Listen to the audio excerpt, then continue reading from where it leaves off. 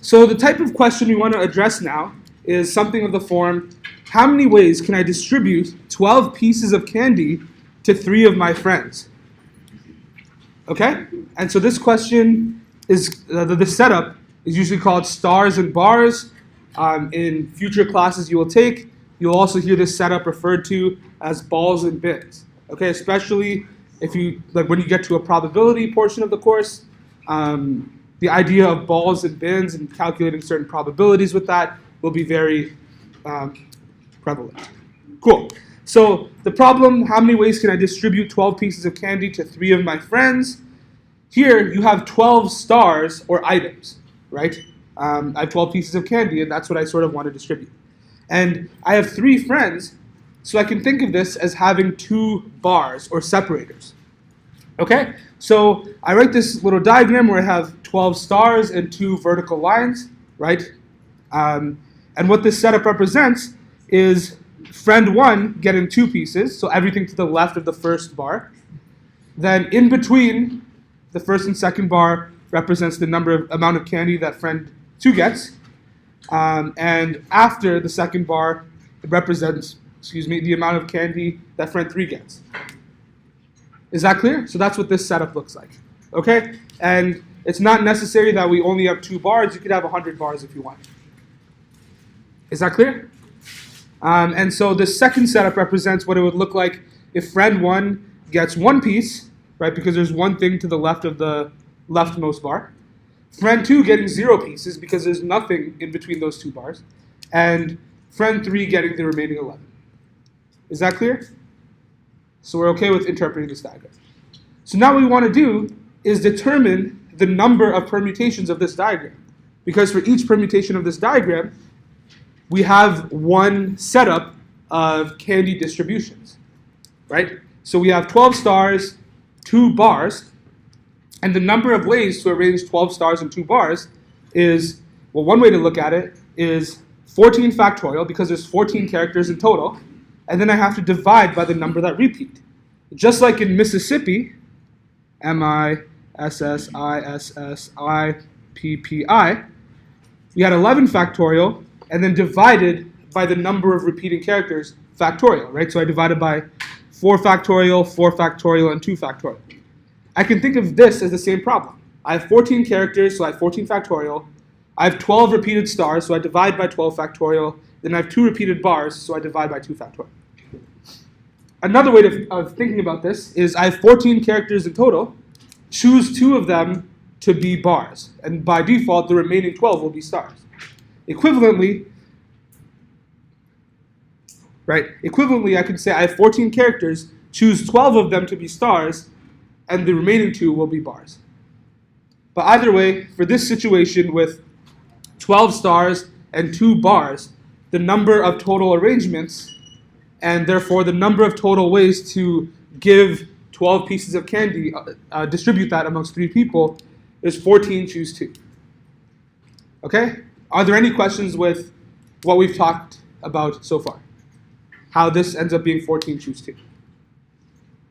Right? We represent each piece of candy with a star, and since we have 3 friends, we use 3 minus 1 or 2 dividers, and each representation or each setup of some number of stars followed by some bars represents one possible way to give out the candy. Is that clear? Okay. So in general, instead of talking about candy, we're just talking about indistinguishable items, right? We didn't say you have, some Kit Kat, some Twix, some this or that, whatever, right? We're just saying these are all pieces of candy, and for the most part, all the candy is the same. I.e., all we care about is who gets how much candy, right? And so we call those items indistinguishable or identical, right? Because the candy itself, they're all the same, right? And we say, in this case, we have k distinguishable bins, right? It's different, the 2 things I'm about to write are different, right? If friend 1 gets 6 pieces, friend 2 gets 5 pieces, and friend 3 gets 1 piece. That is different than if friend 1 got 5 pieces, friend 2 got 6 pieces, and friend 3 still got 1. Even though the amounts are the same, this is a different configuration because different people are getting different amounts. Is that clear? So here the items themselves are indistinguishable, i.e. they're identical, but the bins themselves are distinguishable. Okay, and when you talk about balls and bins in a later class, the analog of this will be saying each of the bins are numbered, like 1, 2, 3, so on and so forth. Okay, so in general, the number of ways we can arrange n indistinguishable items across k distinguishable bins is n plus k minus 1, choose k minus 1. Okay? Equivalently, I can write n plus k minus 1, choose n. And this is a direct generalization of the example we just did with 12 stars and 3 people, i.e. 12 stars and 2 bars. Is that clear? Right. And since we have that, the number of stars is the number of items, both of which are n, and the number of bars is equal to the number of people minus 1, so k minus 1, we can also write this number as stars plus bars, choose bars. But I can also write this as stars plus bars, choose stars. Is that clear? Okay. So you're asking, why is this step true? Right. Sure. So first, don't say it as n plus k minus 1 over n, because that means something else. This is n plus k minus 1, choose n. Okay? And so for example, let's write out what a plus b choose a would look like, right? By the definition, this looks like a plus b factorial over a plus b minus a factorial times a factorial. Is that clear? So do you agree that the bottom ends up looking like a plus b factorial over a factorial times b factorial? Is everyone okay with that?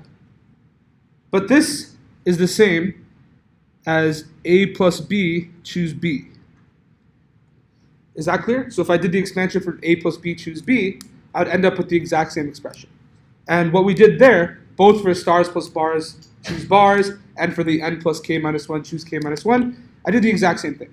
I just let a be n and b be k minus 1. Sound good? Yeah, no problem. Everyone's good with this? Okay. So now the question I want to look at is determine the number of non-negative integer solutions, so 0 or greater, but they all have to be integers, to x1 plus x2 plus x3 plus x4 plus x5 is equal to 25. And so what we can do is use the same stars and bars model for this question. Here we have 25 stars, which is the total sum itself, and we have 4 bars. You can think of the bars as being these addition signs, because that's what separates how much of the sum goes to x1, how much of it goes to x2, how much of it goes to x3, and so on and so forth. Is that clear? So we can represent this problem as a stars and bars question, and we have 25 stars and 4 bars, meaning the total number of arrangements of this is 25 plus 4, choose 4, which is exactly what we have here. 29, choose 4. Okay, so what we did was go from this question that seemed very obvious to have something to do with counting, like how many ways can I distribute 12 pieces of candy to 3 people, to this, which if we didn't talk about this in the context of stars and bars, you might start thinking, I don't know, does this have something to do with calculus or derivatives, or I don't know. It could have nothing to do with this. But it's interesting that we applied this counting technique to this question that seemingly has nothing to do with counting. Okay, so to recap, we're treating this as having 5 bins, each of the numbers x1, x2, x3, x4, and x5, or equivalently 4 bars. And we have 25 stars, 4 bars, giving us 29 choose 4. Sound good? Okay, so now the question I want you to discuss amongst yourselves for a minute or two is, how many positive integer solutions exist to this equation? So here we had that each of these values could be equal to 0. Now what if I want to extend it and require that they're all greater than or equal to 1? How would you modify this to find that value out? What we know is that right now, all of them are required to be greater than or equal to 0, right? But what we want is that they should all be strictly greater than 0, or equivalently, they should all be greater than or equal to 1. Is that clear? Because we want them to all be positive, we want them to all be integers, so they all have to be at least 1 or greater than or equal to 1. So what we can do is for each of x1, x2, x3, x4, and x5, define this new integer xi prime. So instead of x1, we have x1 prime, x3, we have x3 prime, which is equal to the value of xi minus 1. Right? So previously, we had that, for example, x1 had to be greater than or equal to 1, but if we subtract 1 from both sides, we have that x1 prime has to be greater than or equal to 0. And when they're all greater than or equal to 0, we already know how to solve this from the last slide. Is that clear? So we can start off with x1 plus x2 plus x3 plus x4 plus x5 is 25, and replace each of them, or subtract 1 from each of them, right? And since we have 5 terms, we end up subtracting 5 from both sides. So right, what we did here was we wrote x1 prime minus 1 plus x2 prime minus 1 plus dot dot dot plus x5 prime minus 1 is equal to 25 minus 5. And so now we're left with this equation, right? x1 prime plus x2 prime all the way until x5 prime. And now the only constraint on this is that they all have to be non-negative. So we've rephrased the question to be in terms of finding non-negative solutions, which we already know how to do, right? And what do? We take the number of stars, which is 20, the number of bars, which is 4, and our answer is stars plus bars, choose bars, which is 24, choose 4.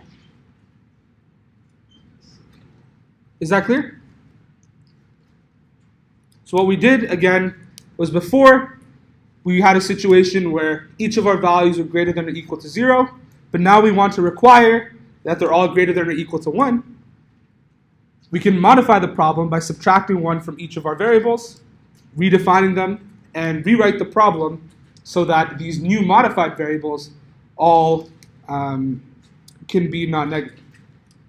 Is that clear? And then we just find the number of solutions to this last equation. Okay? So in general, the number of positive integer solutions to something of the form x1 plus x2 plus dot dot dot plus xk is equal to n. The number of solutions of that is n minus 1 choose k minus 1, which is just an extension of what we just saw here. Right? 24 choose 4 is the same as 25 minus 1 choose 5 minus 1. So here, where x1 through x5, they're all required to be at least 1, you know for sure they will all have the value 1. So now our problem just reduces to arranging how we can distribute the rest of the sum, which is 25 minus 5. Right? Because we've already distributed 5 of our 25, stars, right? Because we gave each of x1 to x5 one of the stars. So now our problem is just how many ways can we rearrange the remaining 20 stars. Is that clear? Okay? And revisiting this, how many ways can I distribute 12 pieces of candy to 3 of my friends such that they all get at least 1 piece, is the same as the problem of finding the number of positive integer solutions to this. I have 3 bins, or 2 dividers, and the sum is equal to 12, so it's 12 minus 1, choose 3 minus 1, which is 11, choose 2, which is 55. Right? And so again, another way to think of this is you know that each of friend 1, friend 2, and friend 3 will all receive at least 1 piece of candy. Right? So it's the same as finding the number of ways we can distribute pieces of candy when we only have 9. But the amount that we distribute to each person could be 0. Is that clear?